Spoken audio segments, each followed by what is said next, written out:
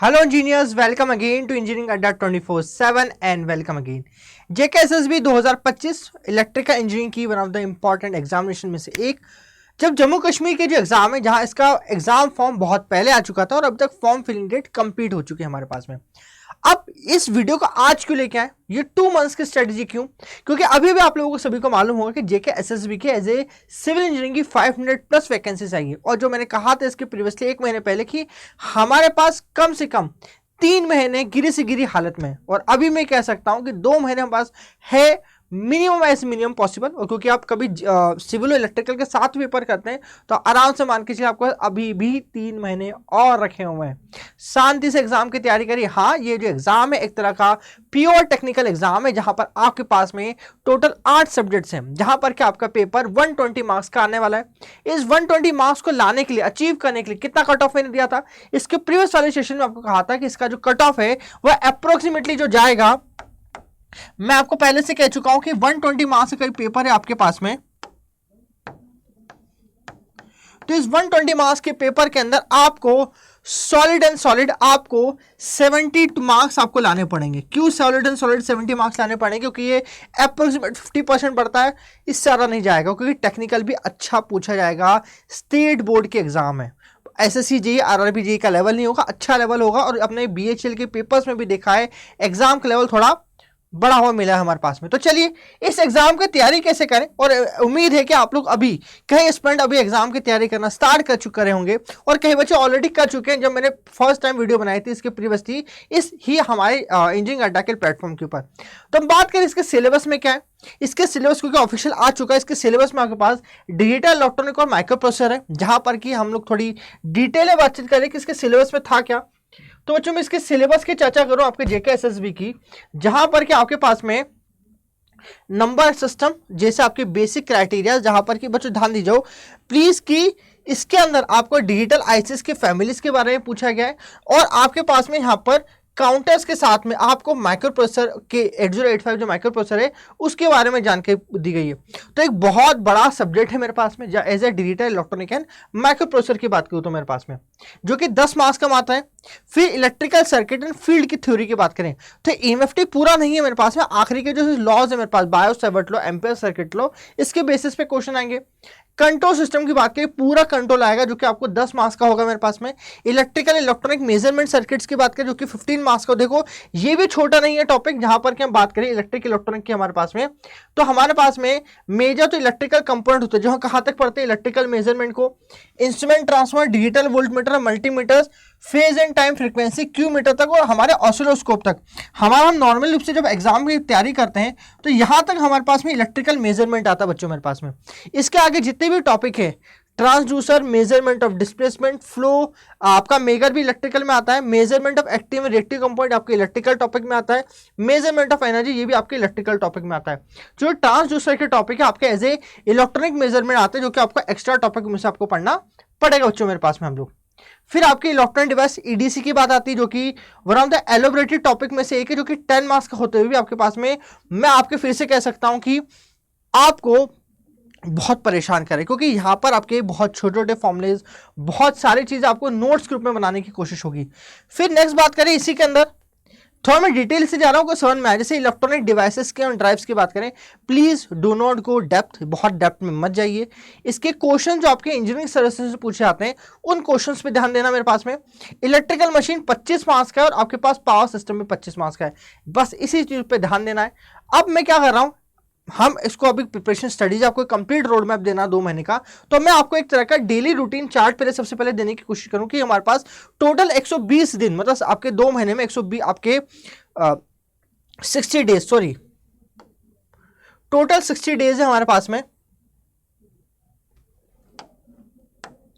Total 60 days है बच्चों मेरे पास में, जहां पर कि आपको 4 सब्जेक्ट ईच, मतलब आपको हर 30 दिन में 4 सब्जेक्ट आए, टोटल 8 सब्जेक्ट है क्योंकि मेरे पास में सर। अब मुझे क्या करना है, इस डेली रूटीन के ना आपको 2 पार्ट में आपको सब्जेक्ट को डिवाइड करना है। एक वो सब्जेक्ट जो कि हेवी वेटेड सब्जेक्ट्स हैं, जहां पर कि आप कभी एफर्ट डालते हैं, 2 चीज का ध्यान दीजिएगा, आप वहां पर एफर्ट डालते हैं तो आपको मैक्सिमम आपको मार्क्स मिल सकते हैं।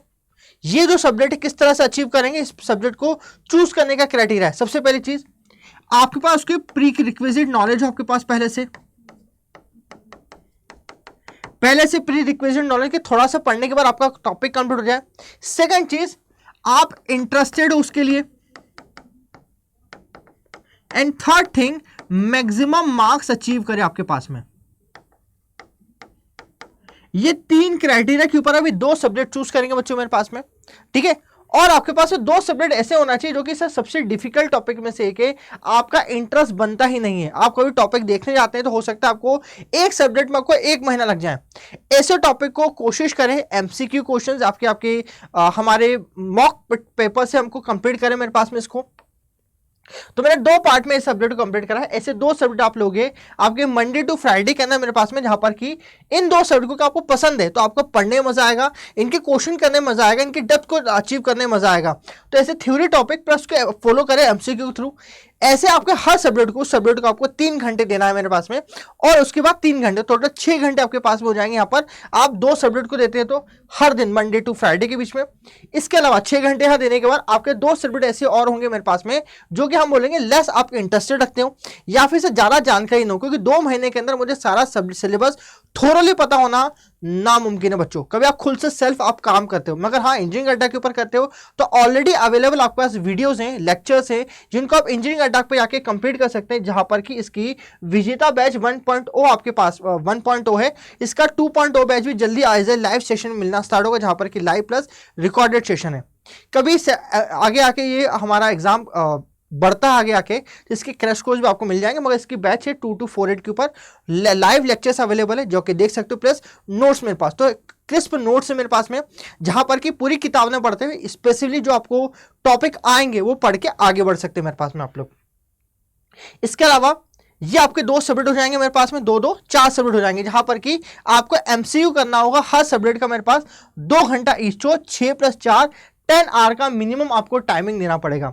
अभी मंडे टू फ्राइडे करने में जब आपका बहुत सारा नॉलेज होता है 4 सब्जेक्ट का, तो आपको समय देना चाहिए फुल एफएलटी के ऊपर, फुल लेंथ टेस्ट के ऊपर, जहां पर कि फुल लेंथ टेस्ट देंगे बच्चों, जहां पर कि हर दिन आप 2 टेस्ट पेपर देंगे। जहां पर कि हम बात करें आपका जो टाइमिंग है लगे कि 9 to 12 का टाइमिंग है, या फिर बात करें शाम का 6 से 9 का टाइमिंग फिक्स करें, उस टाइमिंग के अंदर पेपर एज पर जैसे आप देंगे वहां पर आपके ऑफलाइन टेस्ट के अंदर, जहां पर कि हम बात कर रखा है आपके ये सीबीटी टेस्ट नहीं है मेरे पास में, आपके हैंड रिटन पेपर होगा, उसके ऊपर आपको बेस के ऊपर आपको क्वेश्चन सॉल्व करना है ओमा शीट के ऊपर। तो उस तरह से आप 3 आवर का समय देंगे मेरे पास यहाँ पर, और इस पेपर को कंटिन्यू करेंगे 2 पार्ट के अंदर आपके पास में, पार्ट 1 पार्ट 2, और इसको इस तरह से कंप्लीट करेंगे कि आपके मैक्सिमम मार्क्स अचीव हो सके। और हर चीज को करने में पोस्ट एनालिसिस करें, कहां गलती हो रही, कौन से फॉर्मूले जो डायरेक्टली मुझे लिख लेना चाहिए। तो प्लीज नोट दैट पॉइंट। इनके साथ में एक एक्स्ट्रा चीज आप करना स्टार्ट करेंगे यहां पर आप लोग कि आपके जो फर्स्ट 2 सब्जेक्ट है, सबसे पहले हम बात करें फर्स्ट 2 सब्जेक्ट कैसे चूज करें।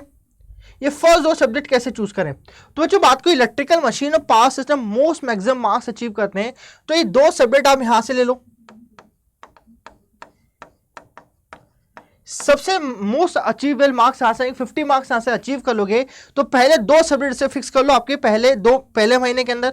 आखिरी 2 महीने में जो आपको थ्योरी प्लस एमसीक्यू पढ़ोगे, तो ऐसा कौन सा सब्जेक्ट जो मैक्सिमम मार्क्स अचीव करके देगा, वो है आपका इलेक्ट्रिकल सर्किट, आपको मैक्सिमम मार्क्स अचीव करके देगा।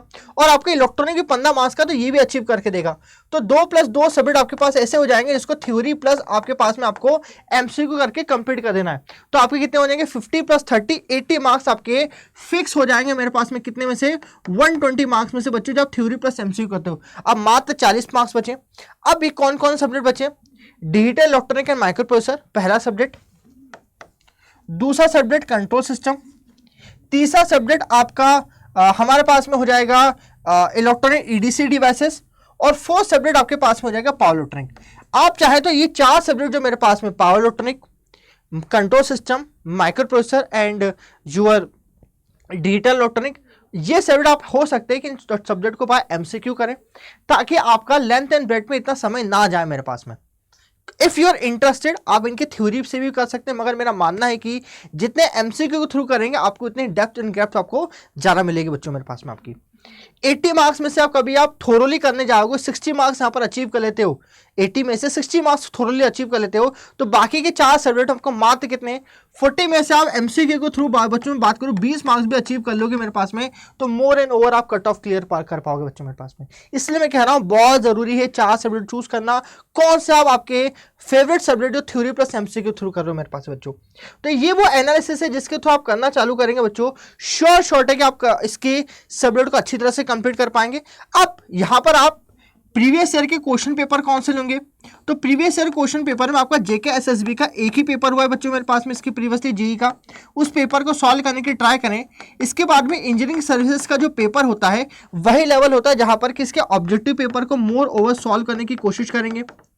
सेकंड हमारे पास में आपके स्टेट के जो सर्विसेज एग्जाम्स होती हैं, जैसे कि बात करें एमपी की स्टेट सर्विसेज की एग्जाम होती है, उसके आप लोग एई के पेपर सॉल्व करेंगे मेरे पास, चाहे आपके यूपी पीएससी हो, आपके आरएनएल के एग्जाम हो, एमपी के एग्जाम हो, गुजरात के एग्जाम हो, सारे एई के पेपर को सॉल्व करेंगे। और मुझे लगता है कि ये आपको बहुत ही बेनिफिशियल होगा आपके एज ए एग्जाम प्रिपरेशन के रूप में, जहां पर किसके सारे के सारे क्वेश्चन सॉल्व करेंगे। प्लस आपके पीएसयू छोटे छोटे पीएसयू नहीं, अच्छे पीएसयू, जहां पर बात करें एफसीआईएल का पेपर होता है, हमारा बीएचईएल का पेपर है हमारे पास में, इसरो का पेपर है, ऐसे सॉल्व करें ताकि, और ध्यान रखें ऐसे किसी भी क्वेश्चन को टच ना करें जो आपके सब्जेक्ट जो रिलेटेड आपको सिलेबस दे उसके बाहर हो मेरे पास में, उसको स्किप कर दें। ठीक है, चलिए, तो ये छोटी सी स्ट्रेटेजी बच्चों जिसको आप अप्लाई करेंगे तो श्योर सक्सेस आपके हाथ में। इसी चीज को और भी फास्ट पेस में आपको करना है तो हमारे इंजीनियरिंग अड्डा के इस कोर्स को आप ले सकते हैं, विजेता 1.0 बैच, जो कि जल्दी 2.0 बैच भी आएगा, जहां पर इसके लाइव सेशन भी साथ में चलेंगे। ठीक है, क्योंकि बहुत लंबा समय और बहुत ही फास्ट पेस में कराया जा रहा है, जो कि मैंने आपको आपके ओरिएंटेशन क्लास में बच्चों को मैंने बताया था। 2248 का प्राइस है, अफोर्डेबल प्राइस है, इसको आज ही ज्वाइन कर सकते हैं। तो इसके साथ में आपको मिलता हूं नेक्स्ट वीडियो के साथ में। मुझे बताएगा ये वीडियो कैसी लगी आपको, वीडियो पसंद आए तो लाइक करेंगे, शेयर करेंगे, सब्सक्राइब करेंगे। Thank you so much students.